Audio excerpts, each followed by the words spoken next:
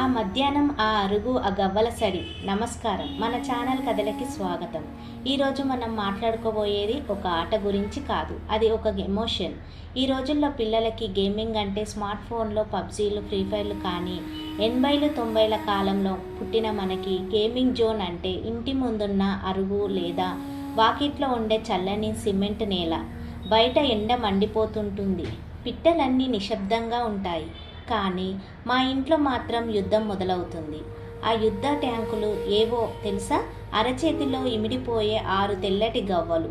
గల్లు గల్లుమని ఆ గవ్వలు నేలకి తగిలినప్పుడు వచ్చే ఆ శబ్దం ఉందే, అదే అప్పట్లో మాకు ఏ మ్యూజిక్ డైరెక్టర్ ఇచ్చే మ్యూజిక్ కంటే కూడా గొప్పగా అనిపించేది. అష్టచెమ్మ పేరులోనే ఒక మ్యాజిక్ ఉంది కదా.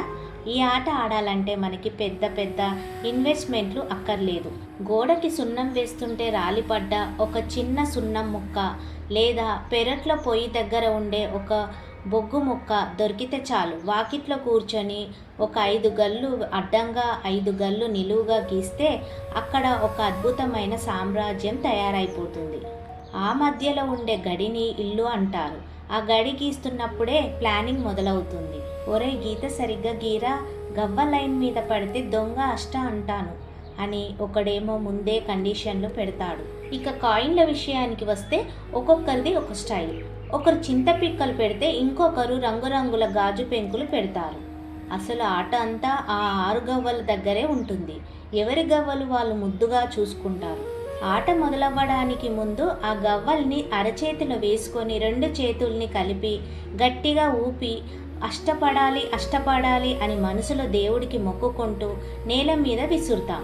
ఆ గవ్వలు బోర్ల పడ్డాయా, వెళ్ళకిలా పడ్డాయా అనే దాని మీద మన జాతకం ఆధారపడి ఉంటుంది. 6 గవ్వలు బోర్ల పడితే అది అష్ట అంటే 8, 6 వెళ్ళకిలా పడితే అది చెమ్మ అంటే 4 అష్టపడితే వచ్చే ఆ కిక్కుందే, ఏదో ఒలింపిక్స్లో గోల్డ్ మెడల్ వచ్చినట్టు గాలిలోకి ఎగిరి గెంతులు వేసేవాళ్ళం. ఒక్కసారి మన గవ్వల నెంబర్ సరిగ్గా పడే ఎదుటివాడి కాయిన్ మీద పడితే చచ్చావురా, వెళ్ళు, మళ్ళీ మొదటి గడికి వెళ్ళు అని అరుస్తుంటే పాపం ఆ చింతపిక్కను తీసుకొని మళ్ళీ స్టార్టింగ్ పాయింట్కి వెళ్తుంటే మనకి కలిగే ఆ ఆనందం వర్ణాతీతం. అష్టచెమ్మ అల్లరితో కూడుకున్నదైతే పులిమేక అనేది అచ్చమైన తెలివితేటల ఆట. దీన్ని మనం మన ఊరి చేస్ అని కూడా చెప్పుకోవచ్చు. ముక్కోనపు ఆకారంలో గీసిన గడులు, 3 పులులు, 15 మేకలు. పులి నుంచి మేకల్ని ఎలా కాపాడుకోవాలి, పులిని ఎలా బంధించాలి, పులి కరకర నమలేయకుండా మేకలన్నీ ఒక్కటై పులిని కదలకుండా లాక్ చేయడం, అది ఒక పెద్ద యుద్ధ తంత్రం. ఇది ఆడుతుంటే మనం ఏదో పెద్ద సామ్రాజ్యాన్ని కాపాడుతున్న ఫీలింగ్ వచ్చేది. పులి ఇటు వస్తుందిరా, జాగ్రత్త అని మేకల వైపు ఉన్నవాడు టెన్షన్ పడుతుంటే పులిగా ఉన్నవాడు సమయం కోసం వేచి చూసే ఆ తీరు అప్పట్లో మనకి స్ట్రాటజీ అంటే ఏంటో నేర్పించాయి. ఇక చింతపిక్కల విషయానికి వస్తే అప్పట్లో మనకి అవే కరెన్సీ, అవే కాయిన్లు. అమ్మ పప్పుచారు చేస్తుంటే అందులోంచి వచ్చే చింతపండులో పిక్కల కోసం వెయిట్ చేసేవాళ్ళం.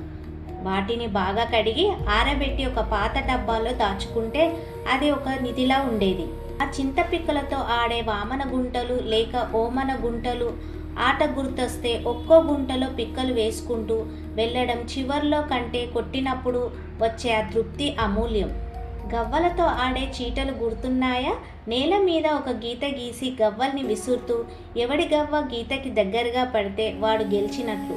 ఆ గెలుపులో ఉండే ఆ కిక్కు ఇప్పుడు ఏ ఆన్లైన్లో లూడోలోనూ దొరకదు.